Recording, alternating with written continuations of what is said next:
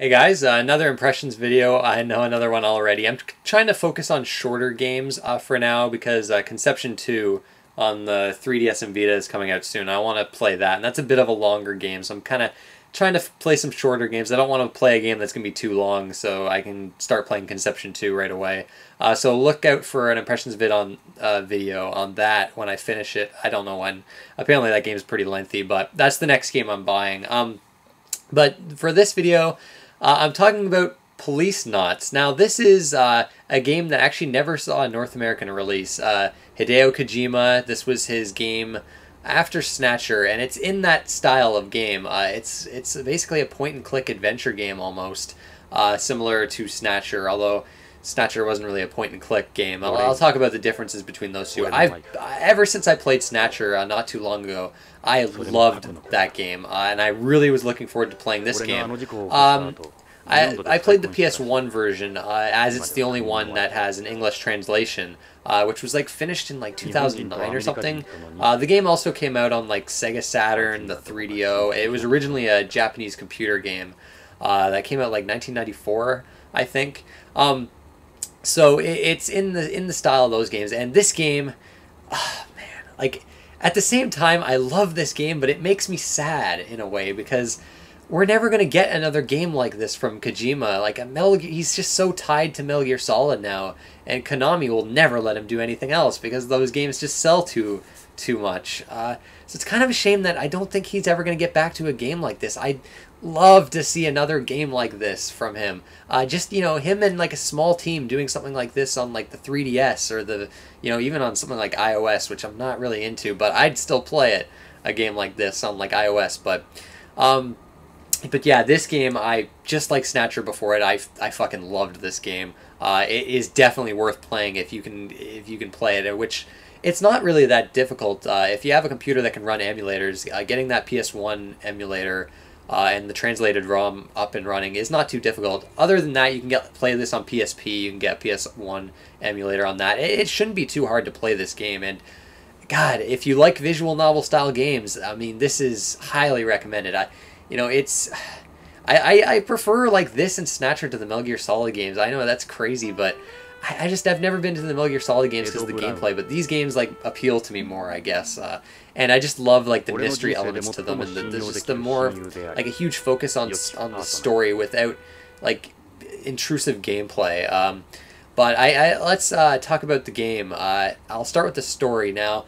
I'm not going to go into too much depth here because I don't want to spoil much of the storyline. I'm going to show some gameplay footage of like the beginning of the game, so there's not going to be any spoilers here. But basically, you play a character called named Jonathan Ingram, and he's a policenaut. And this is like the game takes place in the future, but the game starts out as like he's a policenaut, which is like an astronaut with police training, right? And he's a part of this policenaut group with 4 others, and he's kind of involved with like security of the first colonized space station, like a space colony called Beyond Coast.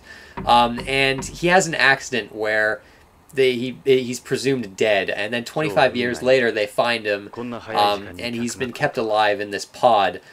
So he's got, when they find him, he's physically like a 25-year-old, but mentally he's kind of like a 55-year-old. And the game starts as, you know, he's like a private investigator on Earth, which they call home in this game, compared to Beyond, which is the space colony.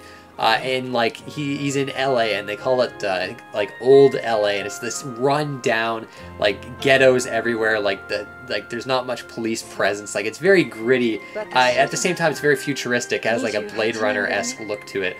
So you start there, and you know you're kind of in this run down area, and your old wife from way back when you were a policenaut comes and visits you, saying that her husband's disappeared from Beyond. She lives on Beyond, and she needs your help.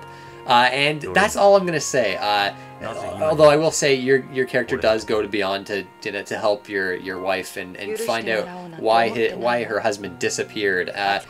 This storyline is awesome. It's got a lot of intrigue, a lot of mystery, as Snatcher did. But there's a lot of sci-fi to this game. It tackles a lot of interesting themes, like the logistical and social issues of, like, you know, like living in space and space travel and things like that. Like the detail they've put into the story, like the main storyline has got plenty of twists and turns, but the detail they've put into the world itself is insane, because you can just like click on everything in the environment and they'll describe it to you in great detail, and like how like the future has affected certain objects, like how like they don't use paper anymore and what they use as a substitute for that.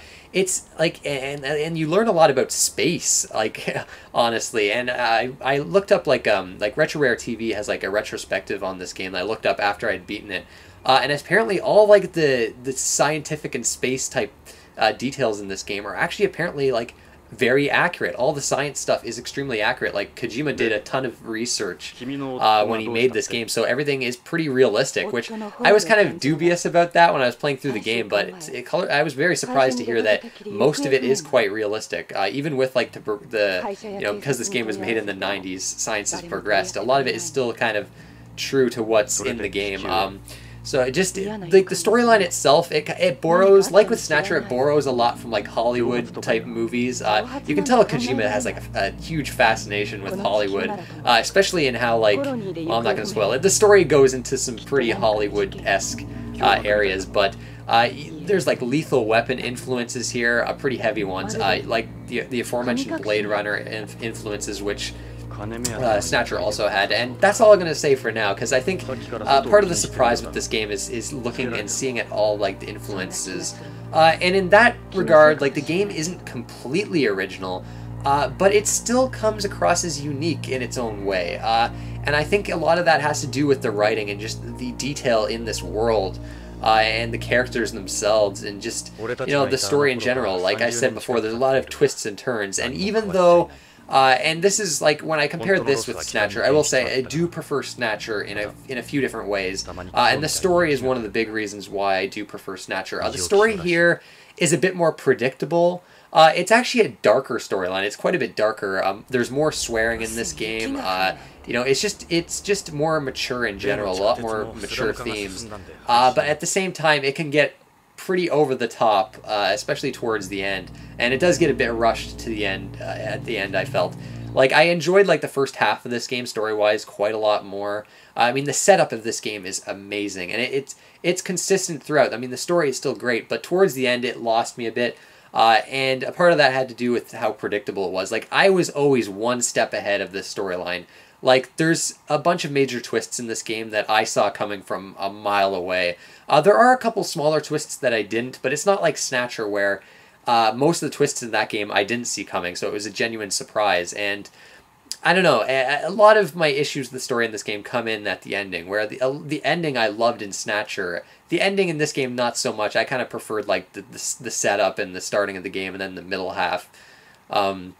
But yeah, it's set up into like 7 acts, and like Act 1 and 2 are very long, but the later acts are just really fast. And overall, there's a lot more action in this game. Like it isn't as subdued as Snatcher, and there's not as many mystery elements in Snatcher, but overall, the storyline is absolutely amazing. I love the characters. They're really well realized. Another negative I guess I can throw is it's weird, but there is some sexism in this game. It's kind of odd, like the female characters in this game, like Jonathan Ingram. I'll say it right now, like he's a perverted character. Like this game, you can actually like touch like every female character you come across. You can touch their breasts, and there's even like a boinging like animation to it, and there's like a sound effect. It was just really odd to me, and your character's always making these really sexist remarks towards the female characters. I don't know, it kind of caught me off guard when you contrast that with like the really mature and dark subject matter that goes on in this game, and then all of a sudden to have like really almost embarrassing scenes like that. It was kind of odd to me, but at the same time, I mean, I guess that was kind of like the 90s Japanese culture from what I understand. And if there was, like, this game was supposed to have an official translation. Like, they announced it, they just canceled it because of technical issues. I would have to imagine that they would have cut a lot of this stuff out. But the translation itself is, from what I understand, is extremely accurate to the Japanese release, which, you know what, I think I'd rather have that kind of integrity as opposed to like a butchered or dumbed down official translation. So it didn't bother me too much, but it definitely was a tad off-putting and kind of, I don't know, it was a bit jarring in comparison with the rest to the rest of the game. Gameplay-wise, this is still a visual novel, so if you're not into these types of games where it's interactive, but it's kind of like there's just not much gameplay here. If you're not into games where there's a lot of reading and a lot of like searching your environments for like very specific elements to progress through the game, you might not like this. If you're into them, though, I guarantee you'll love this. The difference is, though, basically the game plays out where you've got different environments and they're all like hand-drawn animated environments, and you've got like a cursor, like a mouse cursor. I used the D-pad to play this game. I think there's like mouse support, which I probably should have used. I think that would have been a lot better, but I know like the Sega Saturn version even has like light gun support, which would have been awesome. But you move this cursor around the screen, looking at different objects, investigating them, and you get like tons of info from your surroundings, and then you talk to characters as well, go through dialogue options. So a lot of the game is like exhausting every single part of the environment so you can move to a new area, that can be annoying at times, because I know one area I got stuck because there's like a specific like pixel of the environment I didn't click on, so I couldn't progress. There's some annoyances like that, which is a very like 90s adventure game type thing. So it's a bit hard to be too angry at the game for stuff like that. But generally, it's just really involving. Like almost every aspect of this game was very engaging. Like in terms of these environments, they were very fun to look around and get a feel for. Once you do eventually go to the space colony, that's when things start getting really interesting. Even though, another reason why I kind of prefer Snatcher, I kind of prefer that more like cyberpunk setting as opposed to like the more science fiction space setting to this. Like the old LA, like 2040 old LA, that in the beginning of the game, I actually thought was a bit more interesting than like the rest of the game where you're on Beyond. But it's basically, that's how you kind of progress through the game. You've got some like FMV animated cutscenes that will pop up every now and then, which are really filled with detail. Like with Snatcher, like this game is so good at creating an atmosphere with the music and the artwork, with such like, I don't know, it's amazing to me with like that how these games are able to create such a great atmosphere with so little to work with. It's just, I don't know, it's always kind of amazed me. But there are actually shooting sections as well here. You've also got some light puzzle solving elements. Snatcher, like the difference here, right? Snatcher was very menu based. You navigated menus to go from place to place and interact with the objects in the environment. Where this game, you're actually clicking on these objects in the environment. Snatcher had quite a few puzzles. And not too many shooting segments, where this game has not too many puzzles, but quite a few shooting segments. But the shooting segments are different. In Snatcher, it was like a grid-based thing, where you had your aimer that went along in a grid pattern. In this, you aim your cursor all around the screen, and it makes the shooting segments definitely better, where you're not like, it's just not grid-based, so you get better accuracy. Granted, with a 360 D-pad, which is what I was using, it can be a bit frustrating at times, and some of the later shooting segments are just, I don't know, they're pretty ridiculous, they're pretty chaotic, and it's easy to get hit a lot and miss your shots, although there's like a lock-on type feature. But luckily, it's like the developers knew this, because if you die, you can continue right off where you died, and you start up the shooting sequence. You don't go back to your last save point, which is how you basically go into the menu and save your game whenever, and then you can just load it back up.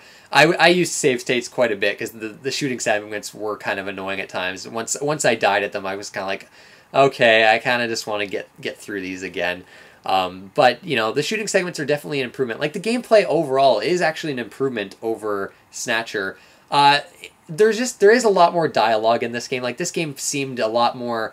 It's slower paced than Snatcher was. There's a lot more dialogue. You're going to be, reading text quite a bit more than you would in Snatcher. But again, it's just so engaging that I didn't find myself caring too much. And a lot of the aspects where I preferred Snatcher was just because of that game's storyline and setting, and that's just my kind of preference towards like the storyline in here. But the gameplay, if you love visual novels, you'll love this. I mean, it's not groundbreaking or anything, but I definitely enjoy this style compared to like the Western games that were coming out back in the 90s on the PC, like those kind of point-and-click adventures. I actually kind of prefer this style. It's a bit easier to understand. You're never going to get stuck for too long. Like, it's never going to get too obscure. I think there's like one area in the entire game where I needed to use a walkthrough, where Snatcher there was at least a couple points. Visually, like I mentioned, like these environments are completely filled with detail. They're animated. Those cutscenes are animated. Everything's hand-drawn. It looks great. But for some strange reason, I kind of preferred the visuals in Snatcher, even though that's an older game. I don't know what it was. Maybe just because I liked that the setting that Snatcher was in as opposed to Policenauts. I don't know, for some strange reason, like, I actually kind of preferred the look of Snatcher, but this is definitely a good-looking game. I mean, as far as visual novels go, I mean, you're not getting insane animations, and it is from the 90s. The graphics aren't like mind-blowing or anything, but for what they are, they're excellent. A lot of detail. It's just, like I said before, finding those obscure parts of the environment that you have to analyze before you can move on. That's where it can be a bit frustrating. And some of the parts of the environments are kind of blurry and hard to get a feel for. But yeah, sound-wise, the music is phenomenal. Like with Snatcher, absolutely love the music.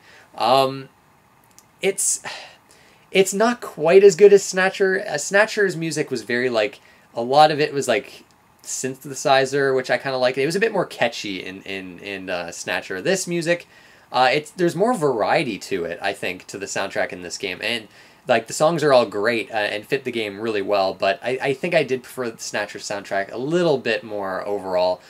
Voice acting, it's all in Japanese. You've got your English text, but Japanese voice acting. Great Japanese voice acting. Would have been interesting to see what this game would have been like if it did get a release in English with English voice acting, but something tells me I might have still preferred this version, because I mean the voice acting is really good. But yeah, the controls, like I mentioned before, like moving the cursor on the screen can be kind of weird with the D-pad, but overall, like, the controls are fine. It's, Policenauts is a fantastic game. I think that really about covers it. It's one of those games I just don't want to talk too much about because it would go into, spoiler territories. And it's like most visual novel games, it's a game you play for the story and the mystery. Like, one of the big reasons why I love this game and Snatcher so much is the mystery element and just, figuring things out for yourself. And, you really feel like a private investigator. I love, like, that feeling that these games give you. And then just, I don't know, the writing and just the world building and stuff like that. I don't know, like, I really wish Kojima would go back to one of these types of games. It would be really neat to, but that's about it. Definitely, I'd say, like, Policenauts is kind of a good game to play after Snatcher. I don't know about playing it before Snatcher, but definitely play both if you can. I mean, like, I'm so glad I finally got the chance to play through these games. And such a shame that this didn't get that official English release, but man, what a great game. That will do it, guys. I want to thank you for watching, and I'll see you next time.